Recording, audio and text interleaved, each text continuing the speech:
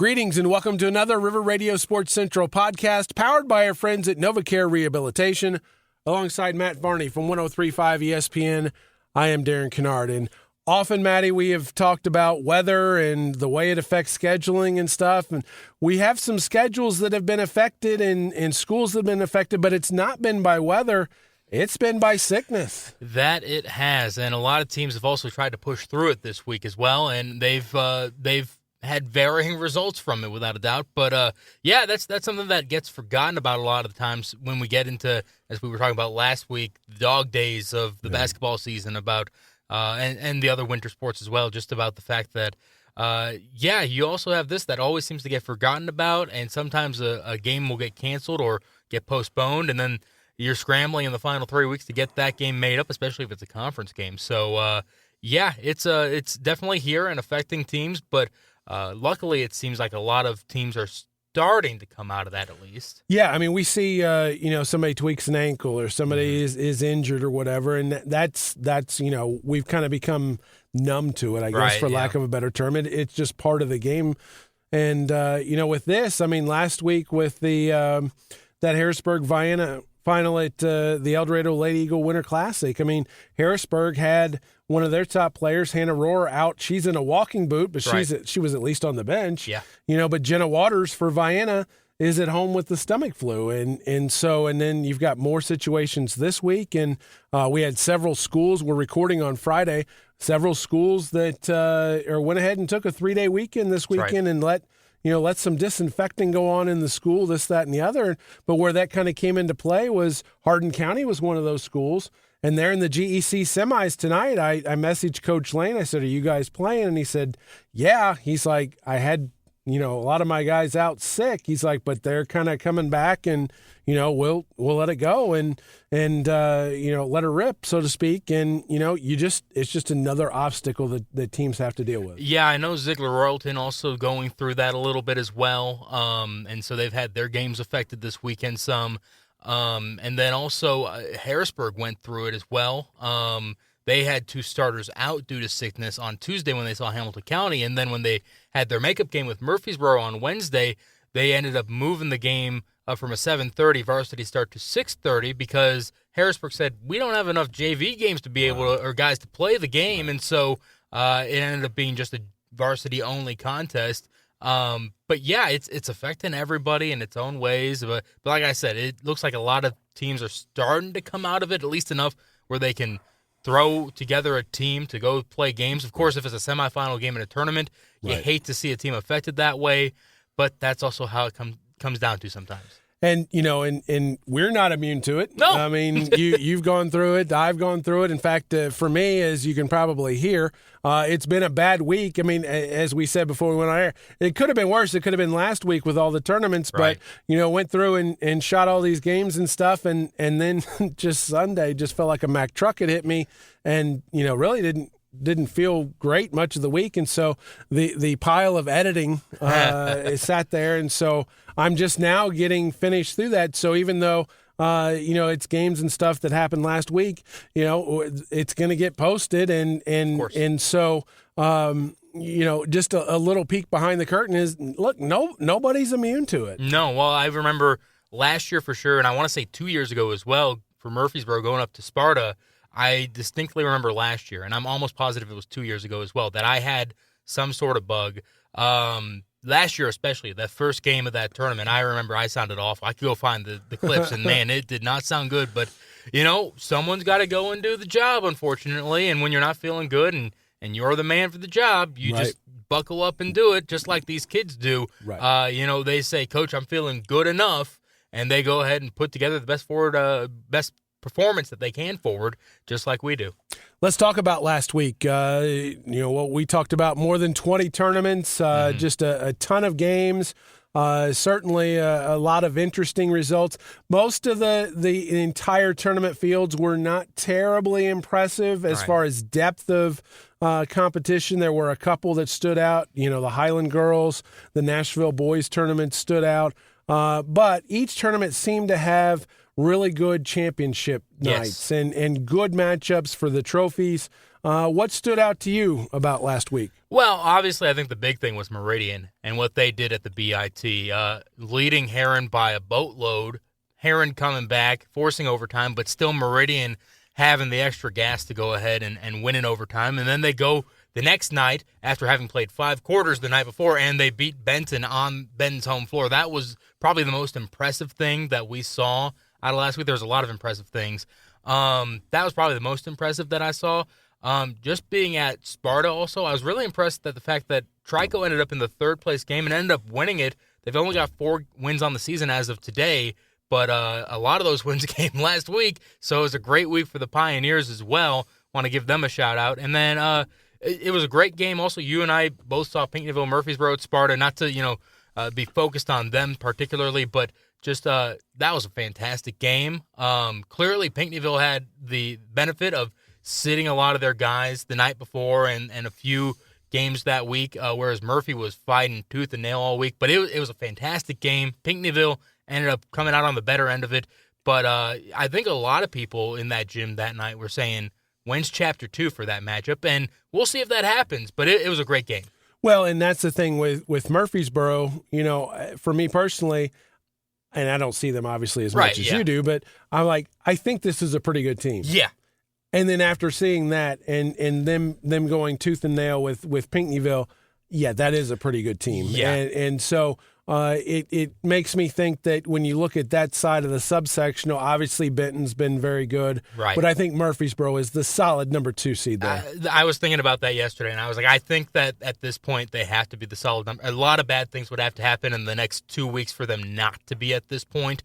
But yeah, I just sat there and I was like, man, it's kind of same with you, but the opposite of where you're in it so much that you're like, I'm pretty sure this is a really good team, but right. I see it so much, and obviously, I'm the one following them around that try my best to be as unbiased as possible, but obviously you're going to have a little bit of that when you're calling it for one specific team. So you're sitting there like, this is a good team, but I'm not sure how good. We've seen a lot of good teams. Their 3 losses have come against probably their 3 best competition, but they've been in all those games as well. So, but yeah, absolutely. They definitely, I think, proved to everybody that they deserve to be in that conversation. But Daryl Murphy, talking with him earlier this week, he said himself, I think we proved to ourselves that we're about a step behind, and they have just about the right amount of time to make sure they catch up. Right. But you got to remember that also that means that Pinckneyville, Benton, all them are a step ahead, and so now you're basically trying to catch up 2 steps on them. Well, and then this week, the game against Harrisburg that you mentioned, that's a huge seeding implication game because and again, they're probably going to the same place because they're going to be 2-3. It's just a matter of who you are. But sometimes it could be squirrely depending on how things end up because, as we mentioned, the process is not always an exact science. But likely those are the 2-3 in that subsectional. And, it doesn't really matter who's 2 or 3, but I think there's at least a mental aspect of it. Right, absolutely. And I look at that, and Vienna's the only other one that I think that has like a clear-cut argument for 3. And like we said, it's a little squirrely on things. With Anna Jonesboro being the other regional, I could potentially see Benton and Harrisburg at Hamilton County, putting Harrisburg at the 4, and Vienna and Murphy being the 2-3 at Anna Jonesboro. I could see that happening, but it will come down to, in the end, the votes more than anything. The other thing that stood out to me, and you mentioned Meridian at the BIT, I think overall, the 1A powers that be, we knew the big 3, Waltonville, Goreville, and Meridian. We knew they were very good, and this just took that to the next level because Massac County, the Superman Classic, Goreville goes down there. Now the field maybe not as strong as it's been in previous years, but Goreville goes down and takes care of the business and beats a bunch of 2A schools to take care of it. You get a team out of Kentucky, you just don't know sometimes that they were the 2 seed, so it's not like that. It was a surprise that St. Mary was in the final. So, Goreville goes in and takes care of its business. Waltonville wins the Midland Trail at Weber. Yeah. Great environment for a matinee. I mean, a little weird going into the gym and there's sun in the, it was like, hey, what are we doing here? Yeah. But tremendous atmosphere. Place was loaded.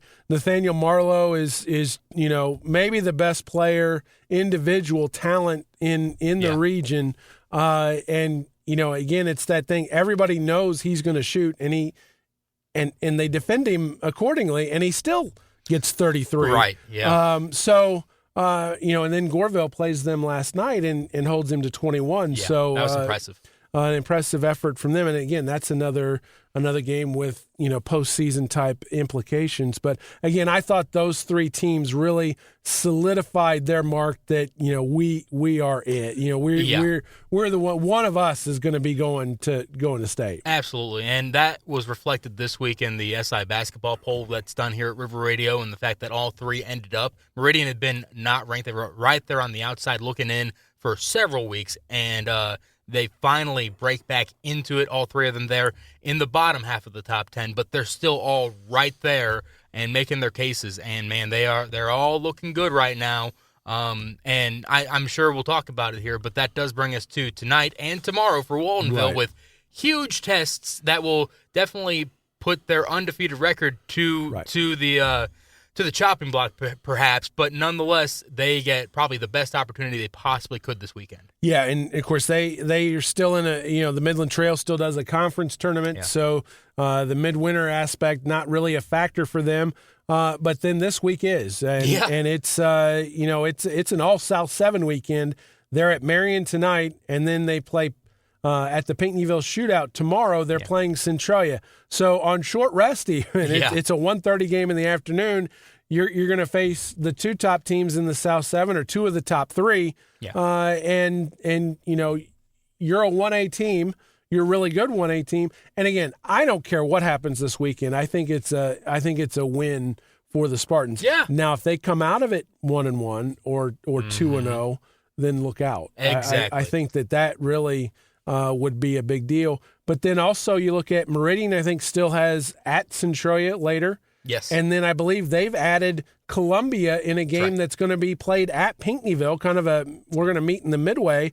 That's like the last weekend of the regular season. Yeah. So again, these schools are not it doesn't matter how big a school they're willing to play. Well, specifically Meridian this year, if you've been following them, you might be just looking at the wins and losses for them, might be saying, man, it's been a little bit of a down year for when everybody was supposed to be back from last year's team and everything. Well, first of all, obviously, everybody knows about them now, so that's the first thing. But the second thing is they have been playing up almost all season long. They've taken every opportunity. They've jumped into shootouts, into tournaments, and they've played well and run into just Goliath for them, and they've gotten so much experience that they may not get, the number one seed in wherever they end up going for their subsectional, for their regional, but they're going to be a challenge for whoever ends up having to face them in the regional final probably, because they've just been seeing so much top competition. And that's what Waldenville is doing here this weekend, in that let's make sure that we get – now, I don't know if they knew for sure that they were going to see Centralia when they signed up for the shootout, but at the same time, they're looking at it being like fantastic. They scheduled Marion to be sure, and now they get Centralia, and now they're like, well, this is a fantastic weekend for us. Obviously, they go in as underdogs for probably the first time this season, but at the same time, you look at just how far we are from postseason. Perfect time, if you're going to take some losses, it's time to learn some losses as an undefeated team. And if you come out 2-0 after this, well, no one's going to doubt you, first of all. You got the biggest target in maybe the state on your back, and everybody has confidence in you that you're going to do great things in the postseason. And the only downside, and again, you would take this downside, is that no big school will play in the future if you come away. But that's the nature of mid-majors in college basketball and that type of thing. So that's not anything that's, again, those would be good problems to have. I think the biggest thing, and again, it's something that Meridian is accustomed to because they have been like this for, you go back to when Coach Griffin was there, Eric Griffin was, they played all comers. Some of that is a function of their conference is not great. Right. The SEC is down. Top to bottom. There's usually, Meridian and maybe one or two other good teams, and the rest are not gonna. The rest are not gonna prepare you for what you're gonna, to make a long run. So you're gonna have to play those teams. So they've always played in the tournaments with the 2A, 3A teams, and they will play all comers, and so that's nothing new for them. Well, and when you're a 1A team, obviously you're going to take lumps like that. Some years you're going to be great, other years you're not going to be as great. But it's a philosophy that a lot of teams do try to adapt. Of course, as you go further up the rung, it gets harder and harder. And then when you get to 4A, which we don't have around here, but if you get to 4A, then you're like, well, there's really no one that we can play up to. Right. But nonetheless, you try to schedule up. 1A teams have that opportunity, but then they're also the ones that are obviously going to take more lumps. They're going to have more down years, but then when they have their good years, man, it is one of those like magical run type of seasons. And that's been, part of the good thing. I was talking with someone yesterday about, that's been part of the good thing about having the 4-class system as opposed to the small and the big school system that we had up until 2008. Just a couple other of again, there were so many stories, so many storylines from last week, but a couple that I just want to touch on. Centralia and Mount Vernon playing for Salem title. Obviously that's the monster rivalry. And then now you're playing for a tournament title. And oh, by the way, if Centralia wins, it's a milestone victory. It's 2,400.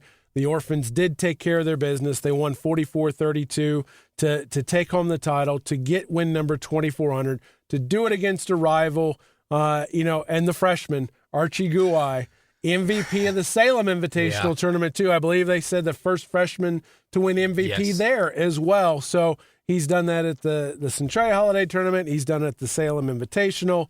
Again, just that's incredible that a freshman is able to step up in that circumstance and to do that. But what a remarkable – I mean, the Orphans and their faithful could not have scripted it out any better. No, I mean, that's exactly what they would have wanted. Now, it was too topless that Mount Vernon was seeing in the semis, right? Now, that would have been a great matchup as well. Right. But when you come down to who's the bigger rival, obviously it's Mount Vernon. And so that was just, that's how you script it up. And Mount Vernon kept it pretty close throughout the game. And so it was exactly what you wanted.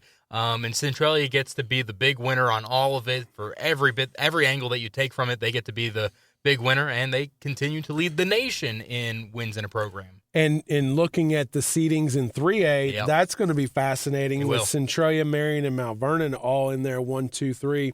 I think that's going to be quite a dogfight there. Yeah, without a doubt. Heron, obviously, and Waterloo will be in there as well, which will make it difficult. But those three, without a doubt, just are at a different level. And the fact that they're all fighting for a South 7 title is just insane. You usually see one will always, at this point of the season, kind of risen above the others. But the fact that they're in this dogfight and they're all this good, it's one thing when you're maybe like a step or two below where they're at and they're all this good. It's another when they're all at elite levels right now. This is like Chicagoland level competition that we are seeing here in the South 7, and it's been really fun. And, I believe Mount Vernon and Centralia now have split. Yes.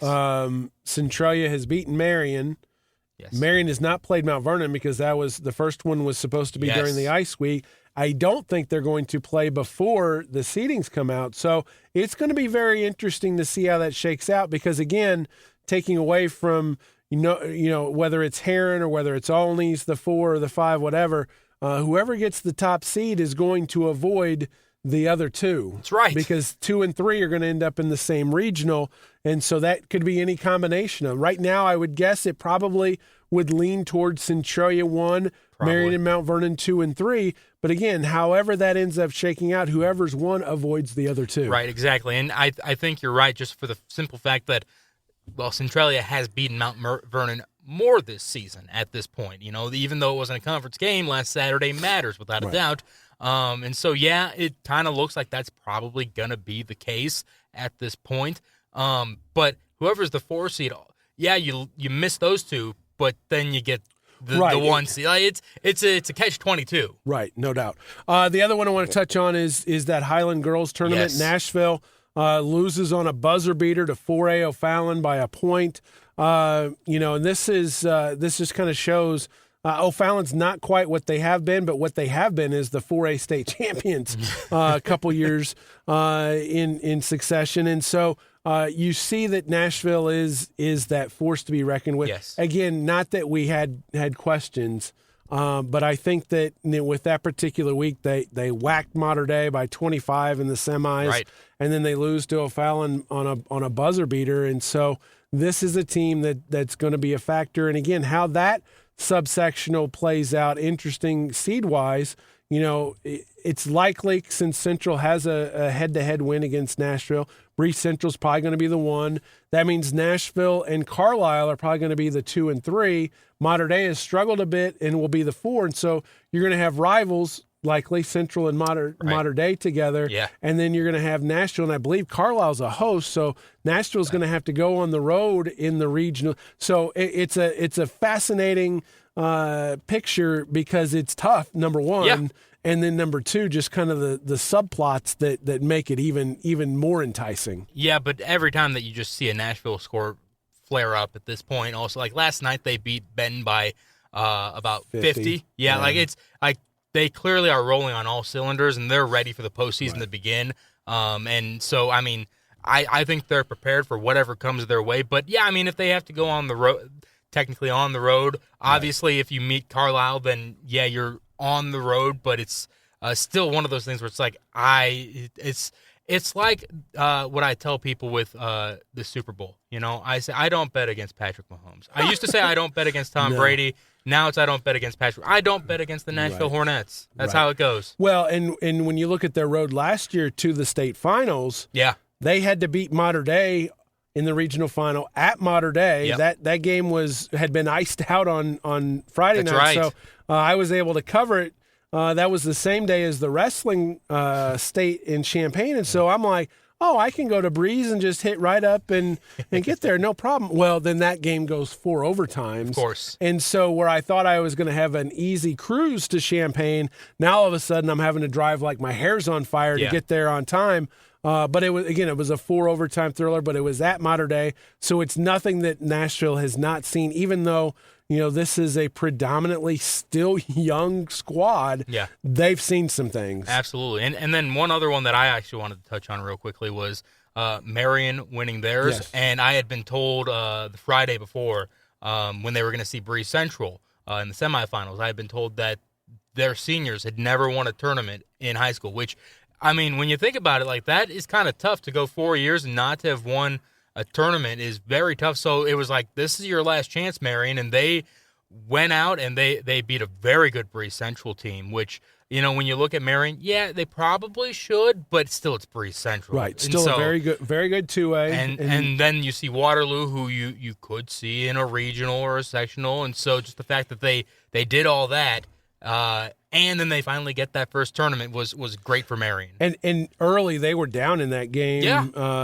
They were down 7, 8, 9 points to Waterloo, and then they just kind of imposed their will. And defensively, if you've not seen Marion play, especially their guards, I mean, it's like Coach Gillespie's Dobermans, and he just says sick 'em, and they're all over the place, and they get after you. They're physical.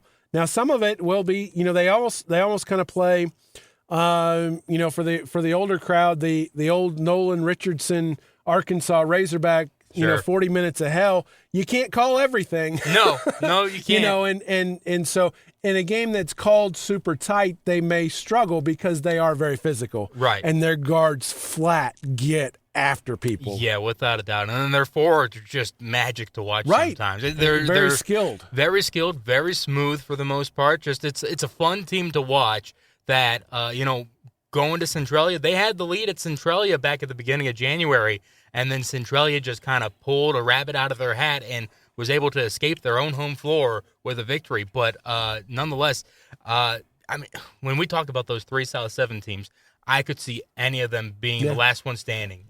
They're all so good. And the other part of that equation is that when you look at the other side of the subsection, which actually Waterloo's on the other side. Yeah, okay. But Waterloo is likely one of the top 1 or 2 because this is a down year for Eastside. Sure, yeah.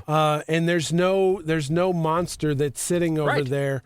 So the path to at least a super sectional is there for one of those 3. Absolutely. One of those 3 3A teams that we covered. Without a doubt. It's just, don't go ahead and slip up against teams that you probably should beat. Now, of course, some of our other area teams that are listening to this right now are saying, well, don't forget about us. Right. And of course not. But you can't deny the fact that those 3 are just considered 3 of the top teams in the entire area. And, in past years, you would usually get people saying when you talk about, potential matchups that, like, well, no one could beat Mary. No one could do this.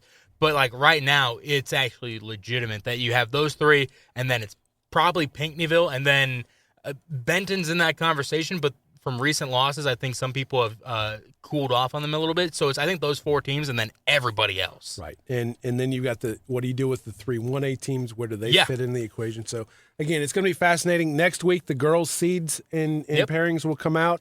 The boys are going to be a week after that. So that's that. We're already to the boys' bowling state tournament. It is today in Fairview Heights at St. Clair Bowl. Again, at the time that we are taping, they are through the first session.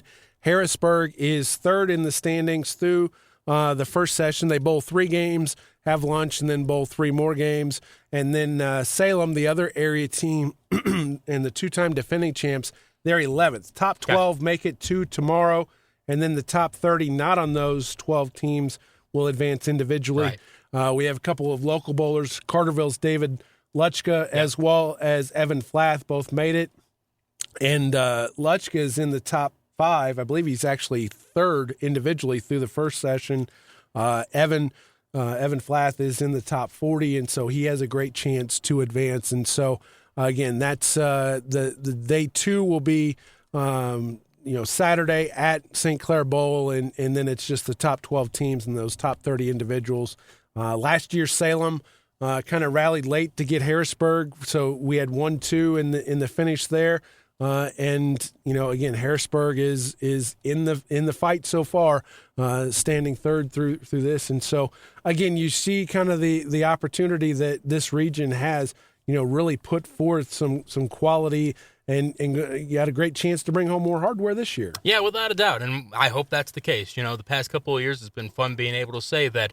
We've had the best bowling teams in this, not just the best, but the best of all of them. We've had maybe 2-3 of them for the past couple of years. And so hopefully that trend continues. And, just Southern Illinois needs to lay claim to anything and everything that we can, because we know Chicagoland and St. Louis, they get to claim all the big ones. And so we're going to take everything else that we can. Get all those trophies you can. Well, that's going to do it for this edition of the River Radio Sports Central podcast, powered by our friends at NovaCare Rehabilitation. We'll be back next week, same time, same place. For Matty V, I'm Darren Kinnard. Have a great weekend, everyone. We'll talk to you soon.